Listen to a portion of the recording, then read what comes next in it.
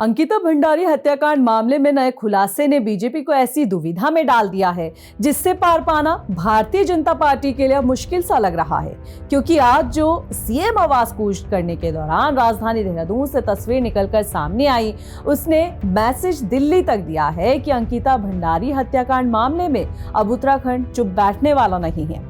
Screen पर नजर आ रही इस भीड़ में सभी धर्म, जाति, वर्ग, बड़ी संख्या में नौजवान, मातृशक्ति, विपक्षी दल और सामाजिक संगठन से जुड़े लोग हैं। नाराज लोगों की प्रदेश सरकार पर दबाव डालने की कोशिश है।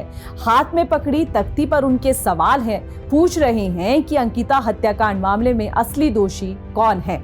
अंकिता हत्याकांड मामले में सीबीआई जांच के लिए मांग उठ रही है। उधर नाराज लोग जब सीएम आवास कूच पर निकले तो उन्हें वहां पहुंचने से पहले पुलिस ने रोक दिया। लोगों ने जब इसका विरोध किया तो पुलिस ने अपनी ड्यूटी निभाने का हवाला दिया। तो फिर क्या था? प्रदर्शनकारियों ने सड़क पर ही अपनी आवाज को बुलंद किया और अंकिता को इंसाफ दिलाने के लिए राजधानी को अपनी आवाज से गूंज उठाया। नाराज लोगों ने उत्तराखंड बीजेपी के प्रदेश प्रभारी, जिनका नाम कथित ऑडियो में सामने आया है, दुष्यंत कुमार गौतम का पुतला तक फूका। दरअसल ये मामला एक बार फिर से सुर्खियों में क्यों आया, तो तफसील से आपको बताते हैं। पूर्व बीजेपी विधायक सुरेश राठौर की कथित पत्नी उर्मिला सनावर ने एक ऑडियो जारी किया जिसमें अंकिता हत्याकांड में वीआईपी बीजेपी के दिग्गज नेता दुष्यंत कुमार गौतम को बताया गया, जो कि उत्तराखंड के प्रदेश प्रभारी हैं। इस कथित ऑडियो के सामने आने के बाद उत्तराखंड की राजनीति में भूचाल आ गया। उर्मिला ने मीडिया के सामने आकर भी डंके की चोट पर कहा कि वो जो कह रही हैं सब सच है। यहां तक कि उर्मिला कोर्ट में इन सबूतों को पेश करने के लिए भी राजी हो गई। लेकिन मामला कोर्ट तक पहुंचता उससे पहले ही उर्मिला का एक और वीडियो सामने आया जिसमें उर्मिला ने अपनी जान को खतरा बताया। इस आखिरी वीडियो के बाद उर्मिला गायब है और बीजेपी के पूर्व विधायक सुरेश राठौर का भी कोई अता पता नहीं है। हालांकि एसआईटी इन दोनों को ढूंढ रही है। उधर हरिद्वार के एसपी देहात चंद्रशेखर सुयाल ने साफ कर दिया है कि इस मामले में कोई वीआईपी नहीं था। एसआईटी ने इस मामले में हर एंगल से जांच की है और दोषियों को ट्रायल कोर्ट सजा भी सुना चुका है। उन्होंने और क्या कहा, आइए आपको सुनाते हैं। मैं पहले एक बार, जैसे आपने कहा, मैं पहले उसके साथ जोड़। अब इसमें मैं आपको और एसआईटी ने इस्टेब्लिश किया कि वीआईपी कोई एग्जिस्ट नहीं करता है।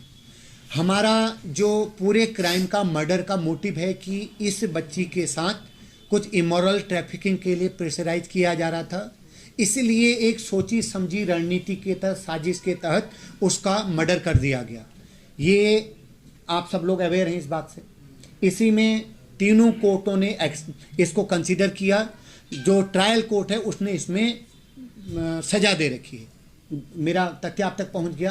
अब आज दो लोगों की बातचीत में ये तथ्य आना, अब बातचीत लंबी है, आपने भी सुनी होगी, मैं भी उसमें सुन चुका हूं। मैं केवल बाकी, चूंकि उसमें एक अलग से एसआईटी बनी है, हमारे एसपी सिटी उसमें डिटेल से बताएंगे। मैं केवल जो अपना वर्जन इसमें देना चाहूंगा उसमें कि वो ऐसा नहीं करा तो वो वहां कूद गई। इस कूद गई शब्द से आपका क्या मंतव्य निकल रहा है?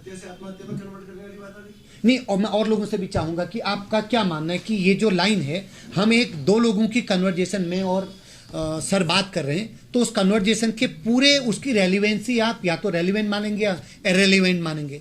तो ये तथ्य जहां पर तीन जो हमारी और इंडिया की एक जुडिशियल स्ट्रक्चर है, टॉप लेवल तक जब इस बात को एडमिट या सबमिशन हो चुका है कि मर्डर एक प्रॉपर मोटिव के साथ इस्टेब्लिश हो गया, उसमें दो लोगों के कन्वर्जेशन में ये लाइन लाना कि वो कूद गई, तो इससे अब मैं इसमें बहुत टिप्पणी नहीं करूंगा।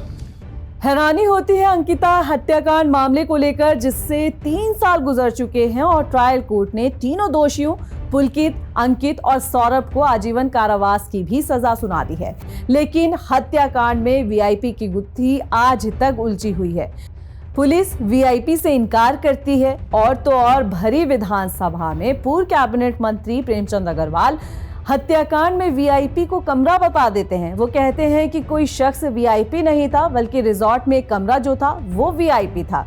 और अब वीआईपी से जुड़े कथित ऑडियो के सामने आने के बाद कई सवाल उठ रहे हैं। अंकिता मामले की आंच केंद्र तक पहुंच चुकी है। पड़ोसी राज्य उत्तर प्रदेश के पूर्व सीएम और मौजूदा सांसद अखिलेश यादव ने नैतिक समर्थन देने की बात कही है। आक्रोश की चिंगारी बढ़ रही है, सरकार पर दबाव बढ़ रहा है।